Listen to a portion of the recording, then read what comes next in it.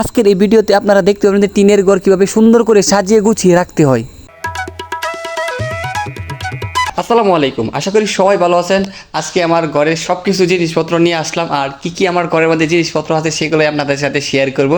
আমার ঘরের মধ্যে তেমন বেশি কিছু নাই কা, যেমন একটা আছে রান্না করার গ্যাসের একটা চুলা, আছে একটা রাইস কুকার, আছে একটা টিভি আছে, ঠিক আছে, টিভি। আর এই যে এইসব জিনিসপত্র যা সবার ঘরের মধ্যে থাকে, এরকম একটা জিনিসপত্রই। এই যে ঘরে আছে ডাল আছে, ঠিক আছে, ডাল, এগুলো ডাল। শীতের দিনে চা খাবো, চায়ের ফ্লাক্স। আর এই প্লেট, এত কাছের কোনো প্লেট নাই কে, যা আছে এগুলা এই যে কাছের হালকা পাতলা জিনিসপত্র। এইগুলো হচ্ছে পোলাওয়ের চাল, ঠিক আছে, মরিচের গুঁড়া।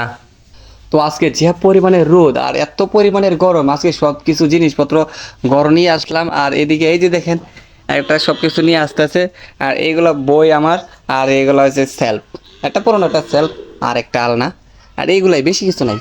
তো আজকে আমার পুরোনো ঘর থেকে সবগুলো জিনিসপত্র আমাদের এই ঘরে নিয়ে আসলাম। আজকে আমার টিনের ঘরটা সুন্দর করে সাজাবো, জিনিসপত্রগুলো সুন্দর করে রাখবো, তারপর একটা ফাইনাল আপনারা একটা লুক দেখতে পারবেন। আমার ঘরে যে একটা গুপ্তধন আছে, আপনারা হয়তো এখনও দেখেন নাই, কিন্তু এখন আপনাদেরকে আমরা গুপ্তধনটা দেখাবো। এই যে এইটা হচ্ছে সেই গুপ্তধন, যেটা মনে করেন যে আমাদের এই গাছ থেকে একটা পাতা যদি আপনি পোলাও বা বিরিয়ানির সাথে মিশান, তখন মনে করেন যে 5 গ্রামের মানুষ বুঝতে পারবো যে আপনার বাসার মধ্যে যে বিরিয়ানি রান্না করা হইতেছে, বা বিরিয়ানি রান্না করা হইতেছে, পোলাও রান্না করতে, এরকম একটা গ্রান আর কি পাওয়া যাইবো। একটা দুঃখের বিষয় হয়েছে কি, এই গাছের নামটা আমার এখন মনে নাই, আমি বলতে পারতেছি না। আমার ভাতিজাটাকে অনেক খাড়াইতে জীবনটা শেষ করে দিতেছি, এরকম মনে হইতেছে। একটা বুঝতে আমার একটা সিলিন্ডার গ্যাস কান্দ করে নিয়ে পড়তেছে, বলতেছে অনেক ওজন, আমি হাঁপাইতেছি, আর অনেক গরমও নাকি লাগতেছে, তার জন্য একটা ঠান্ডা তার একটা অফার করতে বলতেছে। তারপর চলে আসলাম গরুকে গোসল করানোর জন্য। আজকে যে পরিমাণে রোদ উঠছে, আজকে সারাদিনে প্রচুর পরিমাণের গরম। আর এইদিকে গরু তো এমনি গোসল করাইতে হয়, নাহলে ওরা শোলগুন এমনি ঘামে, নয়তো স্টক করবো। একটা গরু পালা থাকে 3-4টা মানুষ আরো সহজ, কিন্তু গরুকে সবসময় নিয়মিত গোসল করাইতে হয়, খাবার দিতে হয়, সব কিছু কিন্তু করতে হয়।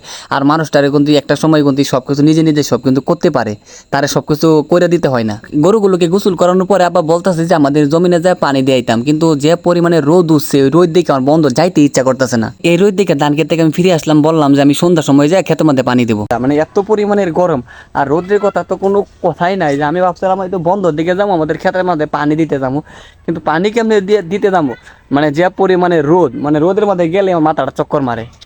তারপর আবার চলে আসলাম বাড়িতে। আর এদিকে আসে দিই অবিদি ফ্রিজটারে পরিষ্কার করতেছে। অবিরে থ্যাংক ইউ দিচ্ছি, কারণ ও ফ্রিজটা পরিষ্কার করতেছে, নয়তো আমার পরিষ্কার করতে হবে। আমার বাড়ির সামনে পরিবেশটা দেখেন, একদম সব কিছু অগোছালো, সব কিছু আইন না, খালি এখানে রাখা হয়েছে। এখন পর্যন্ত গড় সব কিছু নেই নাই, সব কিছু নেব, তারপর সাজাবো। আরও অনেক কাজ রয়েছে, এখন পর্যন্ত আমি বাতি খাই নাই। আপনারা এই ভিডিও শেষে দেখতে পারবেন যে আমরা ঘরটা কিভাবে সাজাই। এই বাচ্চাগুলোকে দেখে আমার একটা কথা মনে পড়ছে, আমাদের জীবনটা শুরু হয় প্রাইমারি স্কুল থেকে। আর প্রাইমারি স্কুলে কিন্তু আমরা 5টা বছর কাটাই, ওইখানে কিন্তু 5 বছর থাকাকালীন অনেক বন্ধু হয়। যখন আমরা প্রাইমারি স্কুলটা পাস করে যখন হাই স্কুলে ভর্তি হই, তখন কিন্তু আমাদের প্রাইমারি স্কুল বন্ধুগুলো আর হাই স্কুলে থাকে না, তখন নতুন করে আমাদের হাই স্কুলে আবার নতুন করে বন্ধু বানাইতে হয়। হাই স্কুলে যখন আমরা 5টা বছর পার করি, সেখানে কিন্তু আমাদের ভালো লেভেলের অনেক বেস্ট ফ্রেন্ড হয়, কিন্তু তারপর যখন আমাদের হাই স্কুলের পড়াশোনা শেষ হয়ে যায়, তখন কিন্তু আমরা কলেজে ভর্তি হই। কলেজে ভর্তি হয়ে গেলে দেখা গেল আমাদের যে হাই স্কুলে যে ফ্রেন্ডগুলো আছেন, সবাই কিন্তু আমাদের এক কলেজে যায় ভর্তি হইতে পারে না, আলাদা আলাদা কলেজে ভর্তি হইতে হয়। তারপর আবার কিন্তু কলেজ লাইফে যায় নতুন করে আবার বন্ধু বানাইতে হয়। আর বন্ধুগুলো আর 2 বছর পরে যখন আমাদের কলেজ লাইফ শেষ হয়ে যায়, তখন আমরা কিন্তু আবার নতুন করে ইউনিভার্সিটিতে ভর্তি হই। আমাদের কলেজের যে বন্ধুগুলো আছে, তারা কিন্তু সবাই এক ইউনিভার্সিটিতে ভর্তি হতে পারে না, বিভিন্ন ইউনিভার্সিটিতে ভর্তি হয়। তারপর কি হলো, আমাদের বন্ধুগুলো আবার কিন্তু শেষ হয়ে গেল। বন্ধু শেষ হয়ে গেলে নতুন ইউনিভার্সিটিতে আবার নতুন করে বন্ধু বানাইতে হয়। আমাদের জীবন চক্রগুলো এভাবেই চলতেছে। আজকে আমার এত বন্ধু থাকার পরেও আমার বর্তমান সময়ে কোনো বন্ধুই নাই কা, একা একা আমার দিন পার করতেছি, অফিসে যাইতেছি, অফিসে বাড়িতে যেতেছি, এইভাবেই আমার জীবন যাপন যাইতেছে। দুপুরবেলা আসলাম ক্ষেতের মধ্যে পানি দেওয়ার জন্য, কিন্তু রোদের কারণে আমরা ক্ষেতের ভিতরে আসতেই পারি না, এদিকে আসতে পারি না, প্রচুর পরিমাণে রোদ ছিল। আর কারেন্টেও অনেক জ্বালাইতেছে, যেরকম কারেন্ট বারবার আসে আবার চলে যায়। আর এখন বিকাল হয়েছে, এখন ক্ষেতের মধ্যে পানি দিতে আসছিলাম। এই যে দেখেন পানি, ক্ষেতের মধ্যে কিন্তু একদমই পানি নেই কে। ক্ষেতের মধ্যে পানি দেওয়া শেষ, এখন আমি বাড়িতে যাব। বাড়িতে যাই আপনাদেরকে দেখাবো আমাদের ঘরটা কেমনে গুছাইছি। একদম সাদা মাথা করে টিনের ঘরটা গুছাইছি, গুছানোর মতো ওইরকম কোনো কিছু নাই। এই যে এই পাশে রাখছি একটা ফ্রিজ, আর এই পাশে দেখেন আমরা কি রান্না করছি, এগুলাই দেখেন। এই কারেন্টের চুলার মধ্যে রাইস কুকারের মধ্যে ভাত রান্না করা হয়েছে, আর ফোনটা মাটিতেই চার্জ দেওয়া হয়। আর দেখেন কি রান্না করছে, আলু ভর্তা, আলু ভর্তা আর ডাল, আর আলু ভর্তা রান্না করা হয়েছে, আর ডাল রান্না করা হয়েছে। আর ওই দিন আপনাদের যে দেখাইছিলাম, ওইদিকে আমাদের খাটটা রাখছিলাম, কিন্তু ওইদিকে আমাদের খাটটা রাখি নাই, আমাদের খাটটা এদিকে এদিকে রাখছি। আর এদিকে একটা জানলা আছে, এই যে দেখেন, এদিক দিয়ে জানলা আর এদিক দিয়ে হচ্ছে খাট, আর উপরে ফ্যান টানাইছি, সাথে আরেকটা ছোট একটা ফ্যান টানাইছি, ওইদিকে একটা বোর্ড টানাইছি। আর এরকমই একটা সুন্দর একটা সাজানো গোছালো পরিবার। অনেক আগের একটা ফ্রিজ, মানে পুরাতন মডেলের একটা ফ্রিজ।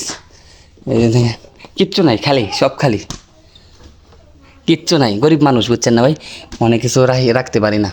এইটাই হলো আমার ঘর সাজানোর ফাইনাল লুক। এসে সুন্দর করে আমি সাজাতে পারি না, আমি ছেলে মানুষ, এত কিছু বুঝিও না। আমার মতো সুন্দর করে এরকম ভাবে সাজাইছি।